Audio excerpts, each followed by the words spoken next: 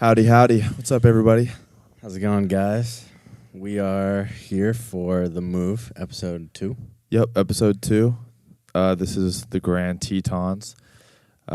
We noticed that the first episode of this series ran on a little long, so we're going to try and tighten it up for you. We've got a bit different of a format, too, that we think is going to help facilitate that. Yeah, we're playing around with it, trying to make it more concise. Yeah, what's the new format from that they can expect in this video? So last video, we kind of incorporated our own rankings a little bit, but it kind of got overshadowed with just number rankings. So now we're going to get rid of the numbers, and instead of that, we're just going to go with our kind of tier-based ranking. And our tiers are based off of just words that we use. It's the same ones that we mentioned last week, but now we're not going to have any numbers attached to it because I just felt like it got a little clunky. Got a little in the way. So the rankings and the tiers from bottom to top are going to be foul, mid, dece, valid, special. And it's all words that we use and a lot of people our age use, so it should be pretty easy for you to understand. Yeah. And, so let's hop into it. No, without much further ado, go ahead. Yeah. Okay, so first section that we can go over, we've got our 4 sections, same as last week, but just to reiterate, it's bot activity, beer availability, spots, and wilderness factor. We'll just jump right in. We'll go with spots on this trip. Spots, I ended up rating the spots as valid. I thought that there's a couple of spots that really stood out on the trip, and one during our hike of Cascade Canyon, a little off the path in the middle of a bit of water, had this picture-perfect scene with a snow-capped mountain. I think that is in competition for the best vista of the trip, best view, best spot. I don't think about the spot on the river there. Yeah. Yeah. I don't think that there's too much going on. Nothing too crazy. I mean, we didn't do all of the hikes also, but I think there's enough there to pump it into the valid range. What do you think? Right. So I would say that the spots were special. That spot on the river was one of the best spots I've literally ever been in my entire life. It was like everything that I had dreamed of being in the woods and what being in the woods is to me, what I think, what I conceptualize the woods as. It was that to a T. Yeah. It was like I was in a Bass Pro Shop catalog. Like it was absolutely perfect. I couldn't ask for anything more.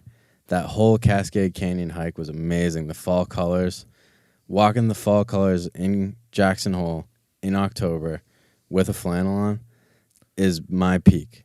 Yeah. There is not going to be a higher high than that for me. So I gave spots special because it was amazing. Plus, it was not crowded. And like I said in the Glacier episode, I knocked their spots for being a little crowded.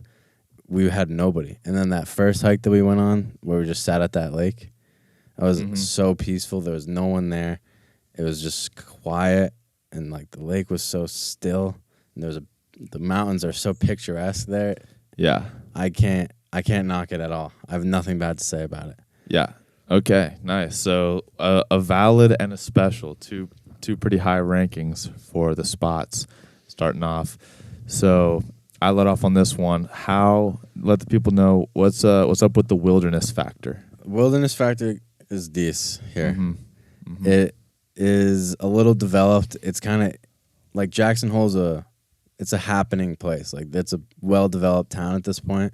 There's a Target there. There's a bunch of Starbucks. Like that's kind of that vibe. And there's also an airport, and you can kind of hear those planes coming in and out. So that knocks it down a bit. It's also something that I noticed is it's more open than Glacier. Like Glacier's there's a lot of trees. It's very mountainous. The Grand Tetons is like plains and then the Grand Tetons. So when you're not in the woods there, like specifically trying to be in the woods, you're basically in like an open field, like a prairie kind of a vibe. And that just made it feel less wild to me. Like there's just more sight lines. Like nothing's really going to sneak up on you there. So yeah, I knocked it down for that reason. Nice. I agree with you there. I have Dece for the wilderness factor too. It's not that it's necessarily not in the wild. That is a big part of it. Like you said, it's the fact that the wilderness there is kind of just wide open. It almost looks like something that's been cleared. I know that that's not the case, but when you walk around outside of or in Glacier, there could be bears just up the hill, just around the corner. Yeah. There could be all sorts of wilderness because it's so densely wooded. Yep. You just can't tell. The woods are creepy, and there's not a lot of creepy woods in the Grand Tetons. Yeah, hardly any. So I gave it D's because in the park it's beautiful and you have a chance to check some stuff out and experience that. But the second you leave the park and the surrounding area and all that, and even on the road in, it doesn't feel too wild. It has that in the park, like especially the Cascade Canyon Trail. It has that feeling of being in the American West. Like it is exactly what they portray the American West to be. Yeah. That is exactly how you feel. They nailed it to a T. Any old cowboy movie, just go there. Exactly. And you'll basically feel like you're in it. Yeah, 100%. And that is a really cool aspect of it, and I feel bad for making it decent, but that's just, there's other ways to make up for it. Like the spots are special, so go for the spots, and you kind of get a better feel for it. I agree. Okay. So building off of the wilderness, the bot activity. Honestly, I'm giving bot activity D's. It wasn't. Here's the difference between this spot and Glacier. So in Glacier, everywhere on the west side was busy. It was packed. It felt like you were on one of those escalators in an airport where you move marginally faster than the people walking next to you. It felt like one of those in like the Avalanche Creek area, that side of the park. And then you go to the other side of the park and it's empty, especially the time that we were going. You really only saw a few people on some of your hikes. On the Cracker Lake hike, we saw a handful of people. Yeah. So the Glacier tour was very much a two-sided coin. I think that here in the Grand Tetons, it was a lot more even, at least where we were hiking. It was kind of the same level of people, except for when you got deeper into the park. But it was never empty. We went to our spots, and the really good spots were just off of the trail. And so I think that contributed to making them really special and really 100%. empty. Yeah. But typically we were surrounded by people on the trail to some extent. Nothing overrun, but it was definitely busy, and for good reason. But I'm just going decent for the bot activity. I'm going to say bot activity was valid. I really shit on Glacier for this. I gave it a foul rating. Mm-hmm. And my differentiator is the people in the Grand Teton were locals, mostly. It was either locals or Europeans. Like, we saw a good amount of foreigners on the Cascade Canyon Trail when it was, like, a really busy day. But most of the people there were, like, Jackson Hole people.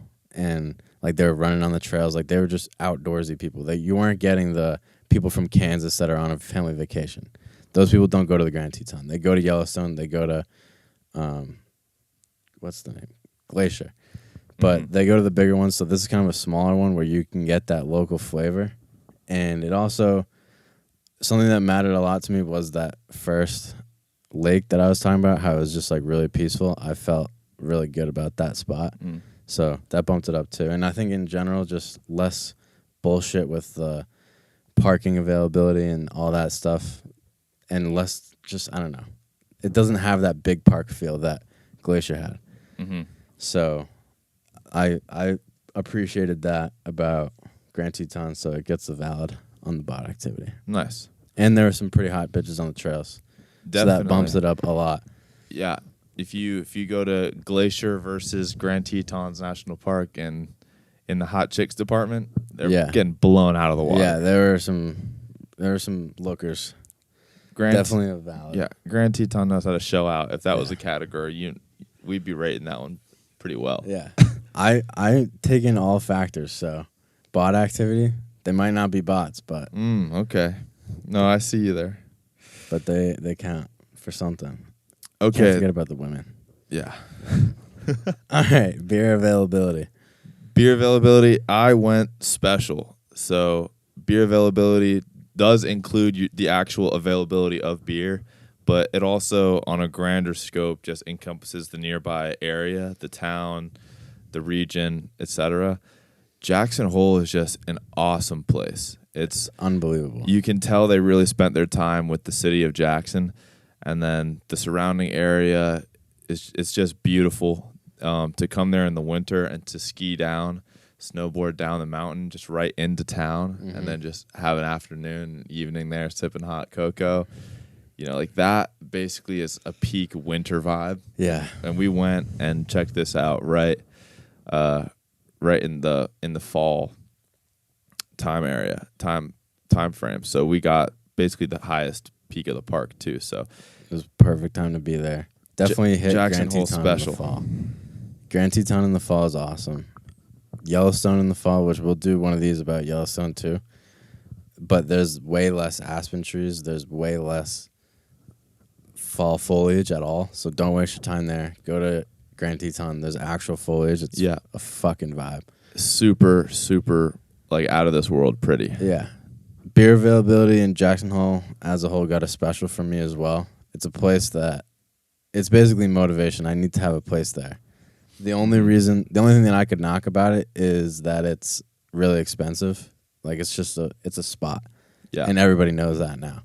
So you're going to have to pay to get in there, but it's such an amazing spot, and it's not a good spot. All right, let me rephrase that. It's a wonderful spot. It's not a spot for young people. So if you're like trying to go party, it's not really the spot. There's other ski mountains and ski towns that are more like clubbing, like you're going to have a great time, go to the bar, that kind of thing. So this is kind of like you're older, maybe you're not like retired, but like you're at a spot where you kind of have some freedom. You go there, you don't want to be around people. You go for solitude. That's where you head, in my opinion. It's just more low-key vibe. And it's kind of geared towards families and retired people anyway. A lot of old people in the town. So, yeah, I mean, it still gets a special rating for me just because it was just, like, the vibe there is elite. Cowboy, mountain, ski, just can't really. Yeah. Can't knock that. Yeah. It's an unmatched, it's really a unique vibe there, too. It really is. It's like the rich cowboy vibe. Mm-hmm. So. It is wild. They really just go full into that Western vibe. Yeah. And that's really cool to experience. Hit a home run with it, too. Yeah. It's awesome. Okay.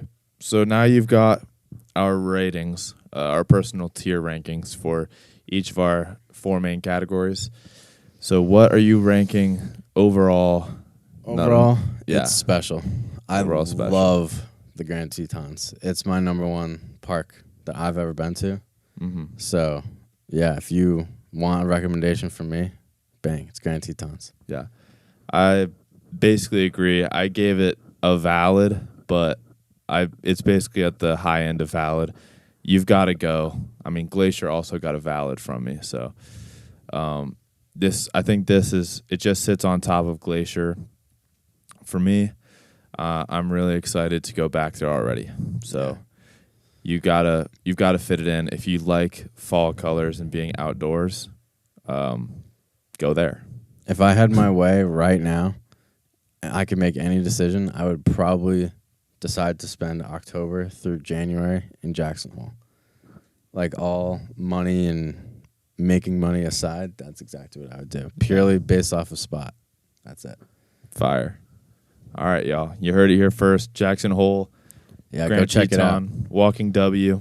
Go check it out. Very underrated national park. Definitely. That's all right, the y'all. move. The move. Be easy. See you Go guys. outside.